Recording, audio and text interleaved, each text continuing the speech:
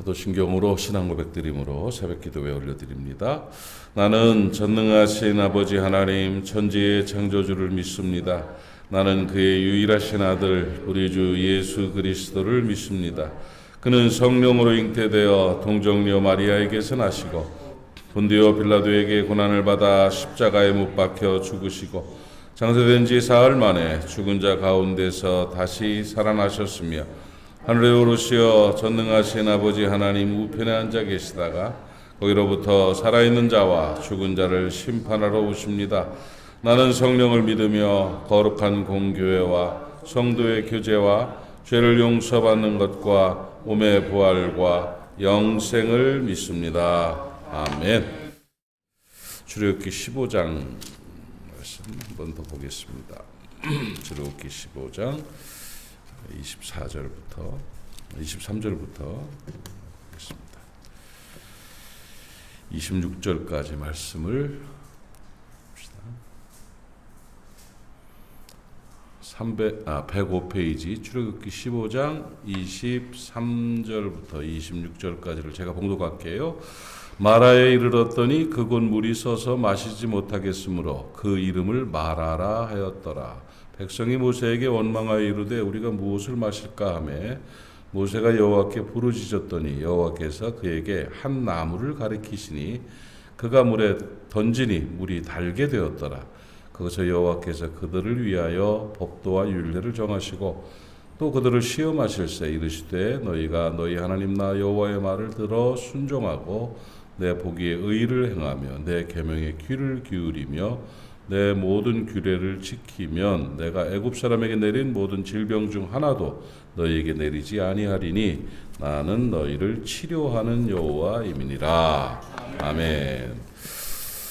마라의 사건은 너무 유명하고 또 우리가 잘 알고 있는 그런 말씀이라고 생각을 합니다. 이스라엘 백성이 스루 강야를 통과해서 출애굽 이제 홍해를 건넌 다음에 갈 때 물이 없었죠. 물이 없어가지고 물 없으면 사람이 얼마나 힘들어요. 고통을 당하는데 물을 발견한 거예요. 큰 호수물이 생기니까 물이다 하고 확 들어가서 먹어봤는데 썩은 거예요. 오염됐다, 쓰다, 괴롭다 이렇게 표현하고 있는데 그러니까 이건 못 먹을 물이다, 썩은 물이다, 쓰다. 그래서 마라라는 이름을 불렀어요. 그러니까 막 속상함이 담겨 있는 이름이죠. 기대하고 먹었는데 쓰니까 마라 이렇게 해서 마라에 쓴 물이 됐어요. 그런데 백성들이 막 이제 원망을 하니까 하나님 앞에 기도를 하고 그러니까 하나님께서 한 나무를 지정했고 그 나무를 모세가 그 마라의 물에다가 탁 던지니까 그 물이 달아졌다고 그래서 달아졌다. 괜찮아진 정도가 아니라 단물이 되었다고 이렇게 표현하는 그런 내용이죠. 이 내용 우리가 잘 아는데 이거는 그냥 상징적인 그 표현입니다. 여러분 그 물이 어떤 나무를 던져야 그 나무가 그 물이 오염된 물이 회복될까 사람들이 그런 얘기 많이 해요. 지난번에 아주 오래됐죠. 그 김진호 목사님 두레마을에 갔더니 그분은 그 식물에 대해서 많이 얘기를 하는데 그 마라가 변하는 그 식물들이 있을 것이다. 마라의 쓴물이 단물이 되는 식물이 있을 것이다 하면서 독을 해독하는 걸 말하면서 미나리를 심으면 미나리가 물을 이렇게 정화한다고 그런 정화 기능이 있대요. 그 미나리광을 지난 물들은 맑아질 정도로 미나리가 이렇게 좋다고 하더라. 그러면서 마라에서 지정하신 한 나무가 미나리일 수도 있다고 이렇게 표현하시기도 하시던데 미나리가 아닙니다. 그 마라에 쓴 물은 인생을 상징하고요. 또 거기 던져진 나무는 십자가를 구원의 은혜를 상징하는 것이다 하는 걸 예표로서 보여준 구속사적인 관점이 있어야 된다 이렇게 말씀을 드립니다. 마라는 쓰고 오염돼서 괴로움을 주는 이 타락한 인생을 말하는 것이고 지정한 한 나무는 예수 그리스도 십자가를 말하는 것이고, 그 한 나무가 물을 해독시키고 달게 만든 것은 예수 그리스도의 십자가가 우리를 구원하고 우리 인생을 회복시키는, 또 치료하는 은총에 대해서 말씀하고 있는 그런 내용임을 여러분 깨달으시기를 바랍니다. 여러분, 그 제일 먼저 던져진, 마라에 던져진 십자가의 의미는 뭐냐면 우리의 영혼에 하나님께서 마라의 죽은 영혼, 저주의 영혼에 이 마라 같은 영혼에 십자가를 던지셨죠. 여러분, 그래서 구원 받으신 줄로 믿습니다. 여러분의 영혼이 생명을 얻은 거예요. 그래서 여러분의 영혼 가운데 하나님께서 십자가를 던지셨죠. 아들을 던지셨죠. 죄값을 치를 아들을 던지셔서 우리의 영혼을 구원해서 우리는 생명을 얻은 존재가 되었고 하나님의 자녀가 되었습니다. 그런데 그런 그 삶 가운데 감사가 있고 영혼의 구원에 대한 감격이 있는데, 또 이게 삶의 현장에 이 말씀이 적용되는 능력이 나타나면 좋겠어요. 이 시대를 살아가면서 현대인들이 삶의 현장에서 쓰고 괴로운 마라가 참 많이 있습니다. 모든 그 마라 가운데 예수 그리스도의 십자가가 들어가면 회복이 된다.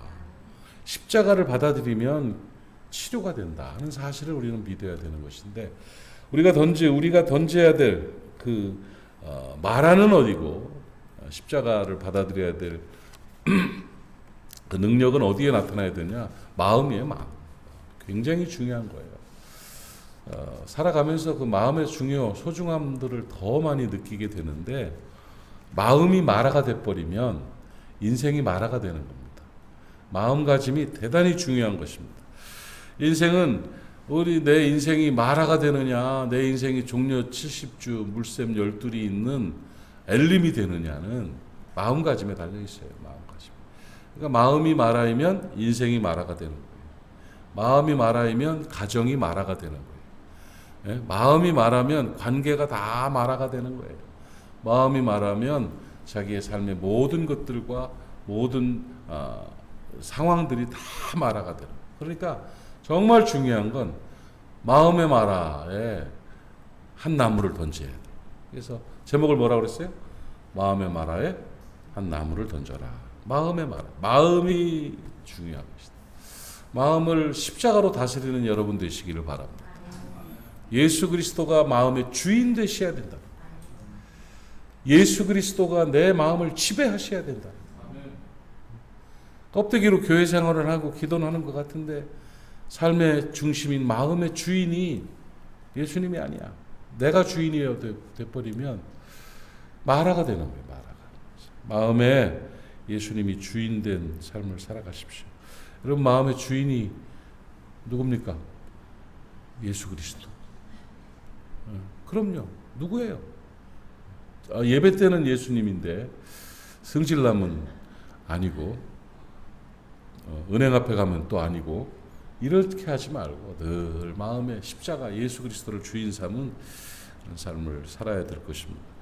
이 마음의 마라가 되는 그 악한 사탄이 주는 마음을 마라의 구렁텅이로 만들어내는 그 요소들이 뭐가 있느냐, 제가 세 가지를 말씀드렸죠. 절망과 좌절감이 우리의 마음을 마라로 만들어요. 부정적인 마음이죠. 안 된다, 못한다, 틀렸다, 나는 꽝이야, 뭐 이런 거 있잖아요. 이젠 틀렸어. 뭐 이런 얘기들 많이 하는데, 그 마음가짐이 쓰게 만드는 거예요. 내 인생을 쓰게 만들어요. 왜 좌절하고 왜 절망합니까? 할 수 있다, 된다, 늘 희망을 가지고 계획해야 돼. 계획. 내가 앞으로는 올 1년은 이렇게 살겠다. 명절 지나고는 내가 요런 방향을 하겠다. 목사는 사역적으로 이제 한 텀 앞으로의 다음 안식년까지, 평생의 안식년 한 번 남았는데, 그 안식년까지 6년 텀을 나는 이런 사역으로 하나님 앞에서 이렇게 열매 맺는 사역을 하겠다는 계획을 계속, 희망이죠. 희망. 잘하고 못하고는 두 번째고 세 번째요. 마음속에 희망이 있느냐 절망이 있느냐에 따라서 인생이 달라지는 거예요.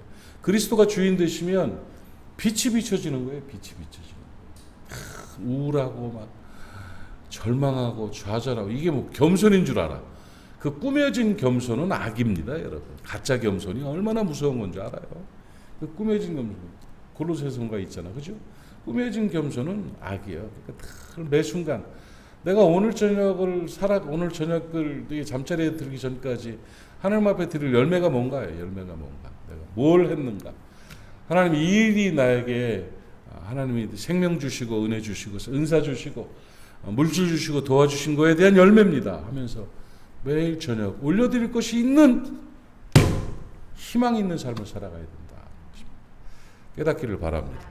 절망과 좌절 가운데 빠져 있으면 안 돼요. 힘 빠지면 안 돼요.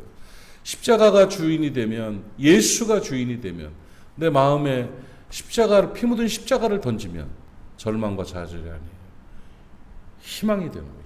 담대함과 희망이 되는 거예요. 뭘 하고 싶은 거야. 뭘 해야 되는 거야. 으쌰으쌰 하면서 쭉 쳐져가지고 그냥